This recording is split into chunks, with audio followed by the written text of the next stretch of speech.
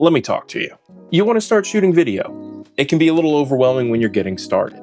I was where you are 4 years ago. I had a little bit of direction where I said, I'm going to start with an iPhone.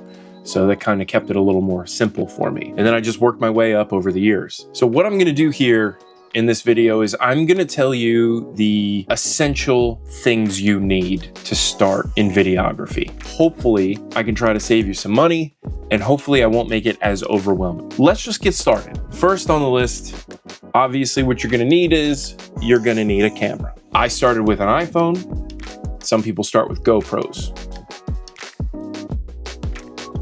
Does it really matter which manufacturer? Not really. I shoot on Canon because I enjoy Canon.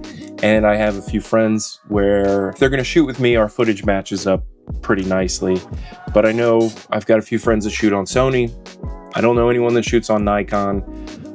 Met one guy that shoots on Fujifilm. It doesn't really matter what brand. I would say if you can swing it, get a full frame sensor camera. I know Canon has a few affordable options now, like the Canon R8 or the Canon RP. And if you can find it, use the Canon R. That was a pretty stout camera for being the first mirrorless Canon. Make sure the camera shoots at least 24 frames per second in 4K. Most movies, if not 90% of the movies that you see today, are shot in 24 frames per second because of the motion blur. That's what's most natural. Moving on, obviously you buy the camera, you're going to need a lens. For a beginner, I would recommend getting a zoom lens. If you can get a 24-70, great. This has been my workhorse lens that I have primarily shot everything on. If you want to get into things like real estate and stuff like that, you're going to need something a little wider, 18-35. This was actually my first lens that I purchased. It's a great lens. It's a little heavy, but it's stout, well made. It's all based upon what your interests are, you know, and what your style is.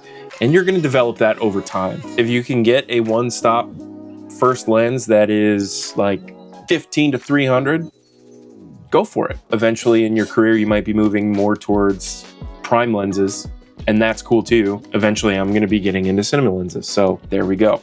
Moving on to the third item, which the reason why I put this here is because I found this to be the most important thing outside of a camera and a lens. This is an on-screen monitor. This will help you create beautifully exposed images you can't quite get with the LCD screen on the back of the camera. It's good and it's serviceable, but if you want to punch above your pay grade, get a monitor. This, for example, is the Portkeys PT6. At the time of recording, this is $109. So this is totally affordable and probably the best starting place for you as far as monitors go. It gives you so many tools to be able to make sure your things are in peak focus, make sure your exposure is correct, and also it can help you frame your image and compose your image. I can't bang the drum hard enough to get yourself an on-screen monitor. The next thing on the list is variable ND filter. This is like sunglasses for your lens. If you're shooting on a bright sunny day, it allows you to dampen the incoming light. If you follow the 180 rule when you're shooting, shoot at 24 frames per second, your shutter speed should be at 1/50th, leaving you to only adjust your ISO. So to avoid a lot of digital noise, you're gonna wanna put this bad boy on and adjust it to where the exposure is nice and your ISO is somewhere around your native ISO. Differs for every camera. I believe the Canon R7, its ISO 800 is the native ISO, so I like to kind of keep things around 800 to get the most dynamic range. Instead of just having one filter per stop of light, a variable ND filter gives you multiple stops. Now, you can get the more affordable ones where they just spin for days. The catch with those are basically what they are. It's two CP filters that intersect. So what ends up happening is on the cheaper ones, you end up getting this dark X across your image. Typically, you don't want that unless for whatever reason you're doing something creative, which by all means, go for it. On the better variable NDs, they have stops, hard stops. So you can only go so far, so you don't have any crossfade. I started with, I think it was a K&F Designs variable ND filter. It was fine, but I did notice there was a color shift, and on a bright sunny day, I couldn't see the crossfade, and you know, it kind of ruined some images, but That was early on. I upgraded to the Polar Pro. These are the Peter McKinnon variable NDs, and honestly, they do everything that I need. So if you have the funds to do so, I would absolutely just jump to the front of the line, get the Polar Pros, you'll be good to go and you won't have to worry about it. Also, pro tip, just for future proofing, you're gonna wanna get yourself the 82 millimeter and then maybe buy some step up rings. That way, if you end up getting a lens like a 24-70, which is an 82 millimeter filter ring, you can just pop it on. It's not that big a deal. Number 5, audio. There's arguments to be made that image quality doesn't matter, but audio does. I have a couple different audio setups. I have my shotgun mic from Sennheiser, which is pretty good. I did run into some issues with it with sound quality, but I found out that was just because the batteries were dying. So I just changed the batteries and I haven't had a problem since. Or I have the Rode Wireless Go 2s. These are great for wireless lavs. I mean, obviously I also have the DJI mic too. That came with my Osmo 3 Creator combo, but my first set of wireless mics were the Rode Wireless Go 2s, and they work really well. I'd like to upgrade these eventually to the ones with 32-bit float, so then that way I don't have to really worry about gain and all that other fun stuff. I don't want to clip. There are more advanced, better microphones out there, but since you're at the beginning, there's no need to shell out for like a Sennheiser MK416. Super popular mic, everybody's going to tell you to get it, but listen, you can get by without it in the beginning. It's okay. Once you start making money and stuff and you want to upgrade to that, go for it. It's all you. I'm going to start getting into controversial territory here. I think all these things so far have pretty good merit, but this is where I'm going to start to deviate from a lot of the other experts. These are the things that I find essential because life is very difficult without them when I don't have them. One of the most embarrassing things you can encounter on a job or shooting is dead batteries. You run out of juice. You can buy extra batteries. The one thing I wish I would have done solely for video is I would have gone with a V-mount battery because I can power both the camera, the monitor, and other accessories. I've shot all day with this small rig V-mount battery and I've never run out of power.